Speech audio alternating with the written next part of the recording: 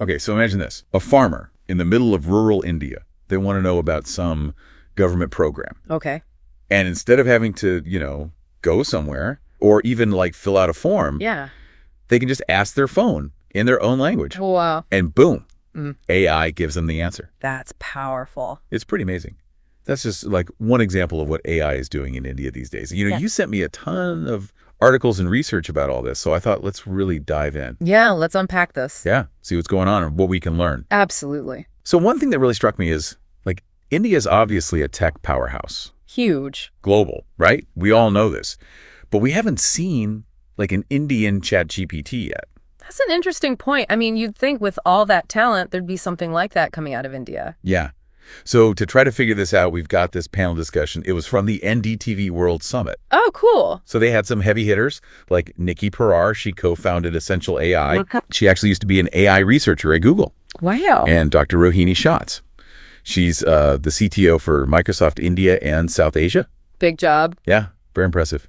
And then we have Saurabh Kumar Sahu. He leads the India business at Accenture. Okay.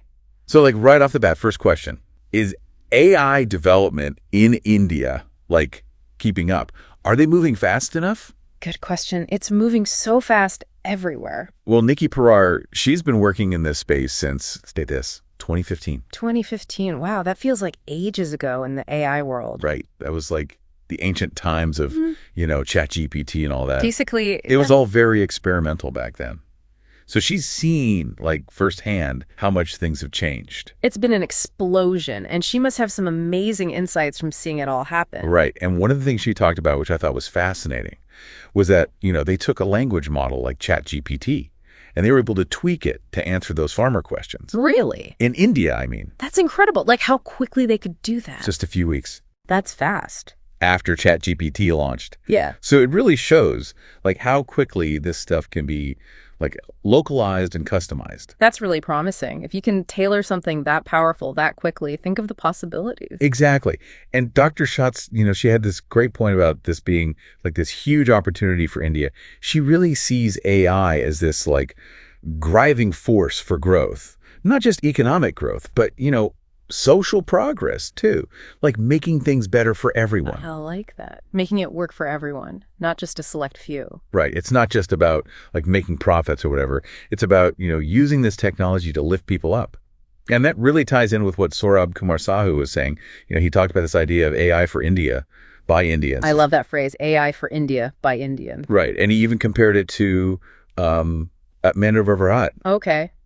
Remind me, what's that again? Yeah, so that basically translates to self-reliant India. Right. I've heard that. So he's seeing AI as this way to empower people in India, giving them more control, making life easier, more convenient. Yeah, making it work for them on their terms, not just like imposing some foreign model on everything. Totally. And we're already seeing examples of this. Yeah. Like, think about Zomato. Okay. Yeah. They use AI to, like, help their customer service teams. Makes sense. They must have a ton of customer interactions. Right.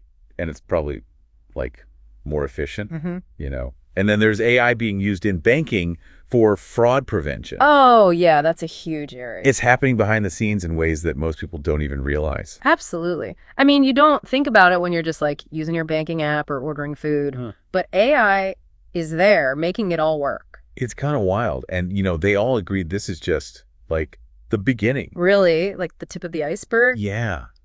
They pointed out so many industries that are ripe for disruption, like Nikki Parar.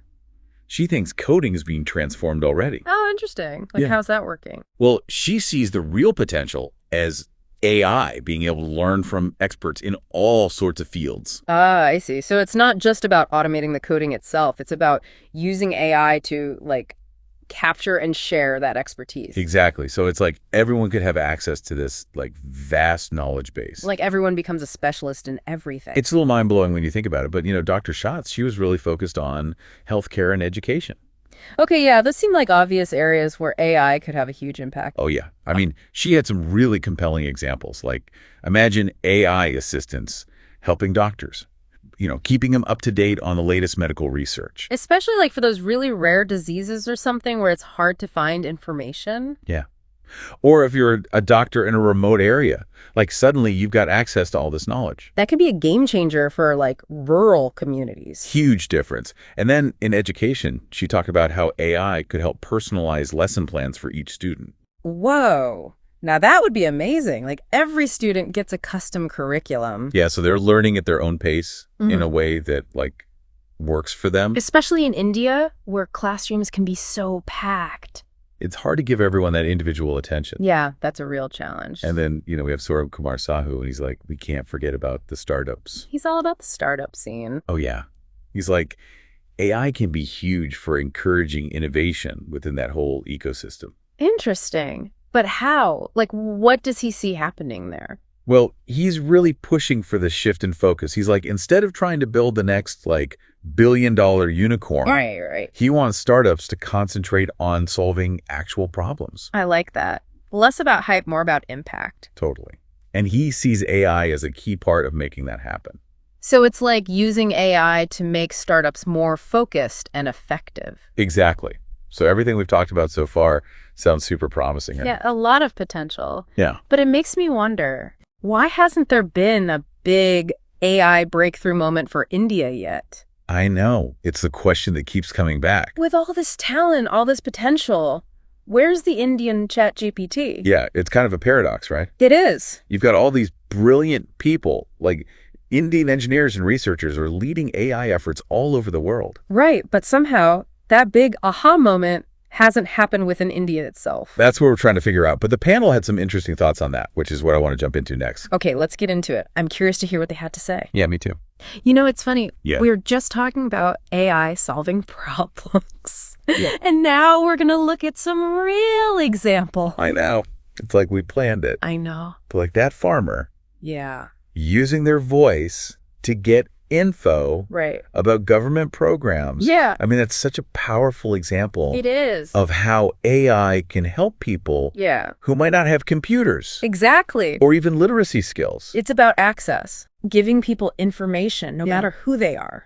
And it's not just rural areas either. Right. Like Dr. Schatz talked about education, Yeah. AI helping teachers. With personalized learning. Yeah.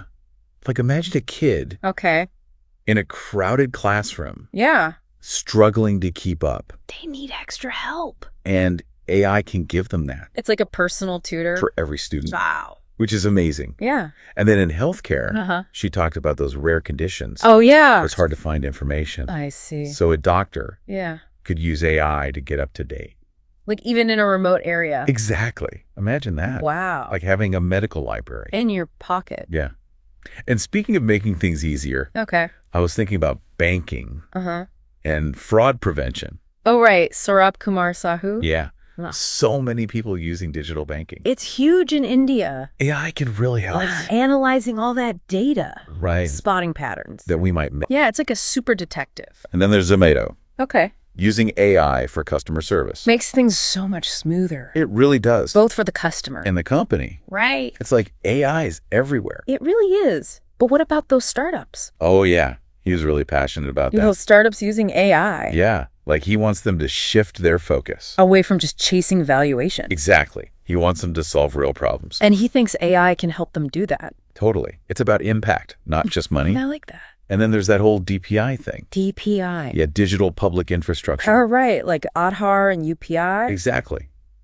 Those are prime examples. And that can help with AI development. Big time. It's like a foundation. Ah, I see. You can build all sorts of AI services on top of it. It's like having a head start. It is. And it goes back to that AI for India by Indians idea Using what we've already built. to create solutions that work for us. It's really exciting. But we have to be careful too. About the downsides. Yeah, like those ethical concerns. Right. Remember what Nikki Purr said? About self-improving AI. Yeah. That's kind of scary It is a bit unsettling. to think about AI getting out of control But Dr. Schatz is working on that. on making AI trustworthy Exactly. Building in security and privacy. from the beginning. It's so important. So it's not just about making AI work. Right. It's about making it work for good. And making sure it doesn't harm anyone. Exactly. And that's where everyone comes in. Not just the developers. Right. Policymakers need to set guidelines. And we need to be informed users. Yeah. Think critically about AI. It's a new world. It is. And we're all figuring it out together. Like a grand experiment. Exactly. So where do we go from here? How do we make AI a force for good? Especially in India. With all its potential. And challenges.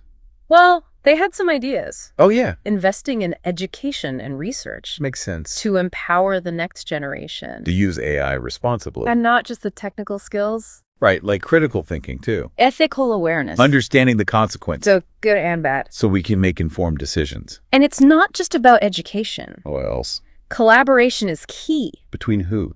Government, industry, academia. Create an ecosystem that supports innovation. But does it ethically and responsibly? That's a lot to do. It is.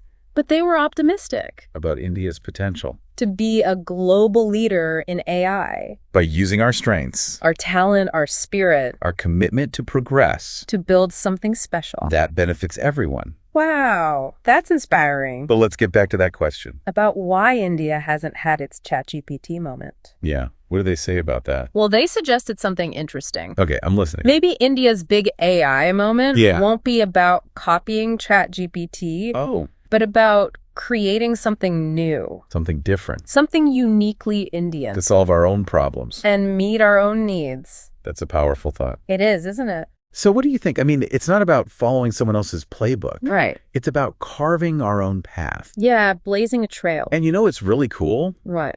India's approach to AI could be totally different. From what we're seeing elsewhere. It's like we have this chance to build something new. Something more inclusive. More ethical. Yeah, more aligned with like our values. So priorities. Exactly. So what does this all mean? For the listener. Yeah, for you, listening right now. Well, if you're interested in AI and its potential, this deep dive should give you a lot to think about. Maybe it sparked some ideas. Or maybe you already knew all this. But it just reinforced, like, your belief in India's potential. Exactly. But here's the thing. What's that? This conversation about AI. It's just getting started. It's only the beginning. And we want you to be a part of it. Yeah, get involved. Stay informed. Support ethical AI. Maybe even consider a career in AI. There are so many ways to contribute. Because this is about the future. And we all have a role to play. So think about it. What kind of future do you want? For AI in India. What role will you play? It's up to all of us. To shape this technology. Or make it a force for good. It's an exciting time. It really is. Thanks for joining us. On this deep dive. Into the world of AI in India. We hope you learned something. And that you're feeling inspired. To make a difference. And to be a part of this incredible journey. Thanks for listening.